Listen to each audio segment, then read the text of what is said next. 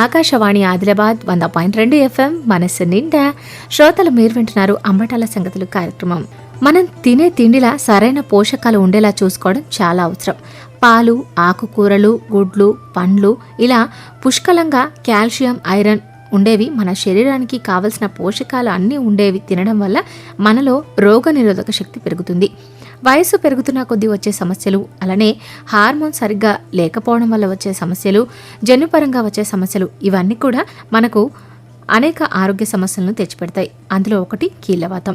ఇలా పారంపర్యం శీర్షికన కీళ్లవాతంకు తీసుకోవాల్సిన జాగ్రత్తలను గురించి ఆదిలాబాద్ పట్టణానికి చెందిన ఆయుర్వేద వైద్యులు ఆర్బీకేఎస్ వైద్యాధికారి జక్కుల నరేంద్ర ప్రసంగంలో విందాం. ఆయుర్వేదంలో సుమారు 80 రకాల వాత వ్యాధుల గురించి వివరించడం జరిగింది. అందులో మనం ఈరోజు 3 ముఖ్యమైనటువంటి కీళ్లవాతాలు రాకుండా మనం ఏమేమి పాటించాలి వాటి గురించి మనం తెలుసుకుందాం. దీంట్లో మొదటిది సంధివాతం. సంధివాతం అంటే మోడర్న్ మెడిసిన్లో ఆస్ట్రియో ఆర్థరైటిస్ అని అంటారు. ఆమవాతము అంటే రుమాటిక్ ఆర్థరైటిస్, గౌట్ వాతరక్తము అని అంటారు. దీంట్లో సంధివాతం అనేటువంటిది మనకు ఎముకలలో కాల్షియం అనేటువంటి తగ్గడం వల్ల వస్తుంది. మిగిలిన 2 రకాలైనటువంటి వాతాలు మనం అసంబద్ధమైనటువంటి జీవన విధానాన్ని అవలంబించడం వల్ల వస్తున్నాయి. దాంట్లో వాతరక్తం కానీ తర్వాత ఆమవాతం కానీ సరి అయినటువంటి ఆహార విహారాలు అనేటువంటివి పాటించినట్లయితే ఈ 2 రకాలైనటువంటి వాతాలను కూడా మనం తగ్గించుకోవచ్చు. ముఖ్యంగా మనకు ఈ వాత వ్యాధులు అనేటువంటివి రాకుండా ఉండాలంటే అందరం ఖచ్చితంగా 4 రకాలైనటువంటి నియమాలను మనం పాటించాలి. అందులో మొదటిది బరువును నియంత్రించుకోవడం, వెయిట్ని మనం కంట్రోల్ చేసుకోవాలి. రెండవది సరి అయినటువంటి వ్యాయామాన్ని చేయాలి. మూడవది సరి అయిన ప్రమాణంలో నీళ్లను మనం తాగాలి. నాలుగవది సరి అయినటువంటి ఆహార నియమాలను పాటించాలి.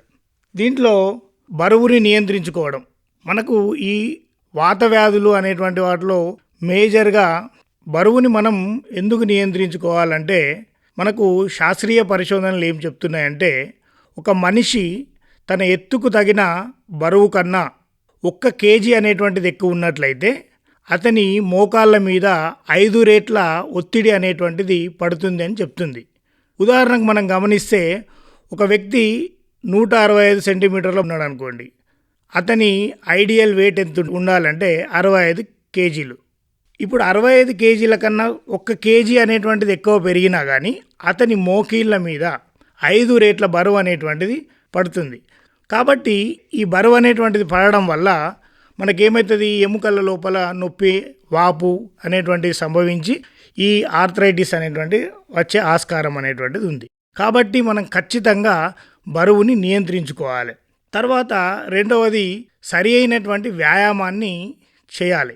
ఈ కీళ్లవాతంలో మేజర్గా ఏమవుతుందంటే జాయింట్స్ లోపల కదలికలు అనేటువంటివి తగ్గుతాయి. కాబట్టి మనం తేలికపాటి వ్యాయామాలు ఖచ్చితంగా చేయాలి. వ్యాయామంలో మనము ముఖ్యంగా సైక్లింగ్ అండ్ వాకింగ్ అనేటువంటిది చేయాలి. ఇలా చేయడం వల్ల మనకు ఎటువంటి ఈ ఆర్థరైటిస్ కానీ ఇలాంటి కీళ్ళ నొప్పులు మనకు దరిచేరవు. తర్వాత ఒకవేళ మనం ఆర్థరైటిస్తో బాధపడుతున్నా కానీ మనం ఖచ్చితంగా వాకింగ్ అనేటువంటిది చేయాలి. ఎందుకు అనంటే వాకింగ్ చేయడం వల్ల, సైక్లింగ్ చేయడం వల్ల మనకు మోకీళ్ళ మధ్యలో ఉండేటువంటి సైనోవియల్ ద్రవం అనేటువంటిది పెరుగుతుంది. కాబట్టి ఖచ్చితంగా వాకింగ్ అనేటువంటిది నొప్పులున్న వాళ్ళు చేయాలి. కాకపోతే ఈ స్క్వాట్స్ అని అంటారు. స్క్వాట్స్ అంటే ఏంది? గుంజీలు తీయడం అనేటువంటివి మాత్రం చేయకూడదు. ఎందుకు చేయకూడదు అంటే గుంజీలు తీసేటప్పుడు మనము కీలు అనేటువంటిది 90 డిగ్రీల కన్నా ఎక్కువ అంచడం వల్ల మనకు ఈ పటెల్లో ఫీమోరల్ కంపార్ట్మెంట్లో ఒత్తిడి అనేటువంటిది ఎక్కువ పడడం వల్ల నొప్పి అనేటువంటిది పెరిగే ఆస్కారం ఉంటుంది. కాబట్టి మనము స్క్వాట్స్ అంటే గుంజీలు అనేటువంటివి ఈ నొప్పులు ఉన్న వాళ్ళు చేయకూడదు. తర్వాత కొందరు అధికమైనటువంటి బరువు ఉండి వాళ్ళు పద్మాసనం అనేటువంటి చేయడానికి ప్రయత్నిస్తారు. అలాంటివి కూడా మనము చేయకూడదు. దీని ద్వారా కూడా మనకు ఈ పటెల్లో ఫీమోరల్ కంపార్ట్మెంట్లో మనకు ప్రెషర్ అనేటువంటిది పెరిగి మనకు నొప్పి అనేటువంటిది వచ్చేటందుకు ఆస్కారం ఉంటుంది. స్తబ్దమైనటువంటి జీవన విధానాన్ని మనం మానేయాలి. అంటే ఒకే చోట కూర్చొని ఎక్కువగా ఉండకూడదు. కంప్లీట్గా రెస్ట్ అనేటువంటిది కూడా తీసుకోకూడదు. ఎందుకు అని అంటే ఖచ్చితంగా మనకు ఈ సైనోవియల్ ఫ్లూయిడ్ అనేటువంటిది పెరగాలి అంటే మనం కీళ్ళ యొక్క కదలికలు అనేటువంటివి చేస్తూ ఉండాల్సిందే. తర్వాత మూడవది సరి అయిన మోతాదులో నీళ్లు తాగడం. చాలామంది ఈ నీళ్లు తాగడాన్ని వాళ్ళు ఇగ్నోర్ చేస్తూ ఉంటారు. ఖచ్చితంగా నీళ్లు అనేటువంటివి సరి అయిన మోతాదులో తాగాలి. ఎందుకు తాగాలి అని అంటే నీళ్లు అనేటువంటివి తాగడం వల్ల శరీరం లోపల జీవక్రియలు అనేటువంటివి సరి అయిన రీతిలో జరిగి మనకు ఈ కీళ్ళ చుట్టూ ఉన్నటువంటి కండరాల లోపల జీవక్రియల వేగం అనేటువంటిది పెరిగి కండరాలు ఉత్తేజితమై కండరాలు బలవర్ధకమై కీళ్ళవాతం అనేటువంటి తగ్గడానికి ఆస్కారం ఉంటుంది. మనము సరైన మోతాదులో నీళ్ళు అనేటువంటివి తాగినట్లయితే ఈ యూరిక్ యాసిడ్ అనేటువంటిది మూత్రం ద్వారా బయటకు పోవడానికి ఆస్కారం అనేటువంటిది ఉంటుంది. నాలుగవది సరి అయినటువంటి ఆహార నియమాలు అనేటువంటివి పాటించాలి. మరి ఈ కీళ్ళవాతం రాకుండా ఎటువంటి ఆహారాలను మనం తీసుకోవాలి, వీటిని మనం గమనించినట్లయితే మనం తీసుకునే ఆహారంలో ముఖ్యంగా 2 రకాల పదార్థాలు అనేటువంటివి ఉండేటట్లు చూసుకోవాలి.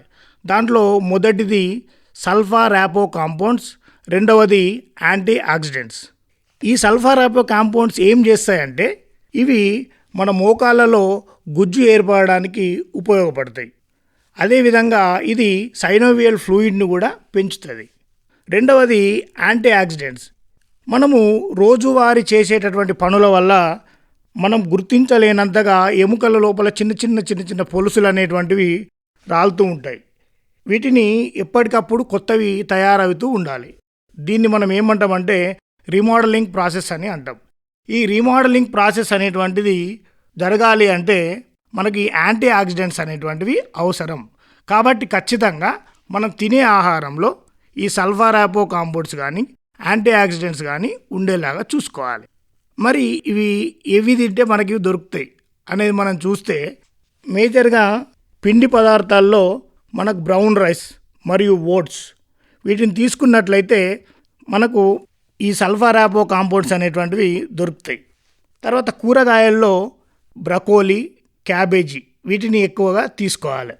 మనకు ఈ యాంటీ ఆక్సిడెంట్స్ అనేటువంటివి పండ్లల్లో ఎక్కువగా ఈ సిట్రస్ ఫ్రూట్స్ ఉంటాయి కదా, నిమ్మ, నారింజ, కమలా పండ్లు, వీటి లోపల యాంటీ ఆక్సిడెంట్స్ అనేటువంటివి ఎక్కువగా ఉంటాయి.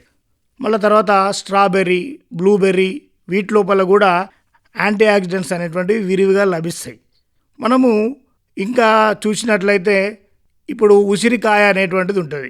ఈ ఉసిరికాయను కూడా మనం డైలీ తిన్నట్లయితే మనం యాంటీ ఆక్సిడెంట్స్ పొందవచ్చు. ఇప్పుడు ఈ ఉసిరికాయని డైరెక్ట్గా తీసుకోవచ్చు, లేకపోతే మనకు ఆమ్లా చూర్ణ అని, తర్వాత ఆమ్లా క్యాండీ అని, ఆమ్లా చట్పట అని, తర్వాత చ్యవన్ప్రాష్ లేహము, ఇట్లా డిఫరెంట్ రూపాలలో మనకు మార్కెట్లో అవైలబిలిటీ ఉంది.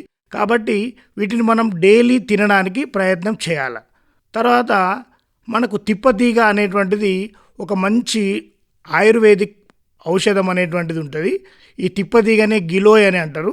ఈ గిలోయ్ అనేటువంటిది మనకు మార్కెట్లో గిలోయ్ గన్వటి అని, తర్వాత అశ్వగంధతో కలిసి గిలోయ్ అశ్వగంధ టాబ్లెట్స్ అని దొరుకుతున్నాయి. వీటిని కూడా వాడినట్లయితే మనకు యాంటీ ఆక్సిడెంట్స్ అనేటువంటివి మన శరీరంలో ఎక్కువ పొందడానికి అవకాశం ఉంటుంది.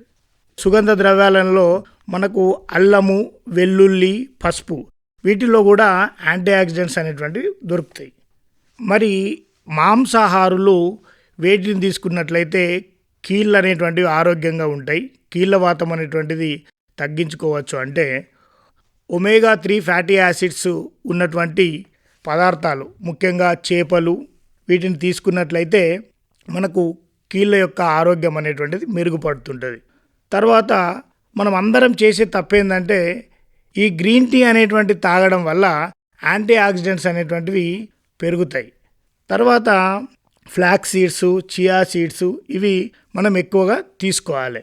ఆల్మండ్, వాల్నట్స్ వంటి డ్రై ఫ్రూట్స్ అనేటువంటివి ఎక్కువగా తీసుకున్నట్లయితే కీళ్ళ లోపల కాల్షియం అనేటువంటిది పెరిగి మనకు నొప్పులు అనేటువంటివి తగ్గే ఆస్కారం ఉంటుంది. ఓట్స్ మరియు రాగి వీటి లోపల కాల్షియం అనేటువంటిది ఎక్కువ మోతాదులో ఉంటుంది. కాబట్టి వీటిని కూడా తీసుకోవాలి. మనము వంటకు వాడేటటువంటి నూనెలలో ముఖ్యంగా మనం ఆలివ్ ఆయిల్తో వంట చేసుకుంటే ఈ కీళ్ళవాతం అనేటువంటి సమస్య నుంచి మనం బయటపడవచ్చు. ఎందుకు అంటే ఆలివ్ ఆయిల్లో ఒలియోకాంతాల్ అనేటువంటిది ఉంటుంది. ఇది సేమ్ మనకు పారాసెటమాల్ ఎట్లనైతే వర్క్ చేస్తుందో అదేవిధంగా ఈ ఒలియోకాంతాల్ అనేటువంటిది పనిచేస్తుంది. కాబట్టి ఆలివ్ ఆయిల్ అనేటువంటిది మనం వంటలో కనుక యూజ్ చేసినట్లయితే మనకు నొప్పులు అనేటువంటివి తగ్గే ఆస్కారం ఉంటుంది. మనం ఛాయలో గ్రీన్ టీ అనేటువంటిది తాగడం ఉత్తమం. ఎందుకనంటే గ్రీన్ టీ లోపల యాంటీ ఆక్సిడెంట్స్ విరివిగా లభిస్తాయి.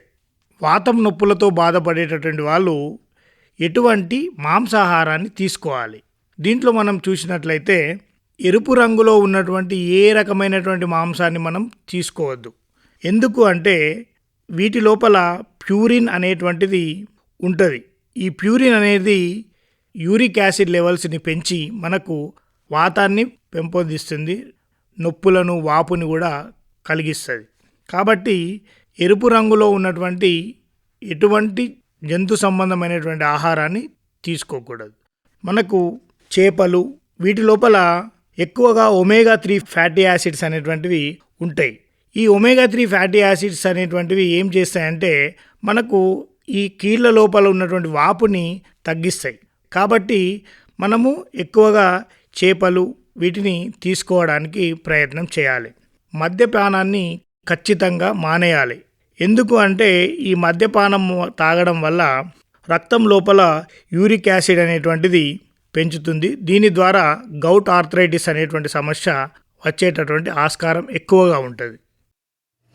పానం పదిలం శీర్షికన కీళ్లవాతంలో తీసుకోవాల్సిన జాగ్రత్తల గురించి ఆదిలాబాద్ పట్టణానికి చెందిన ఆయుర్వేద వైద్యులు ఆర్బీకేఎస్ వైద్యాధికారి జక్కుల నరేందర్ అందించిన ప్రసంగం అది. ఆకాశవాణి ఆదిలాబాద్ 100.2 FM మనసు నిండా.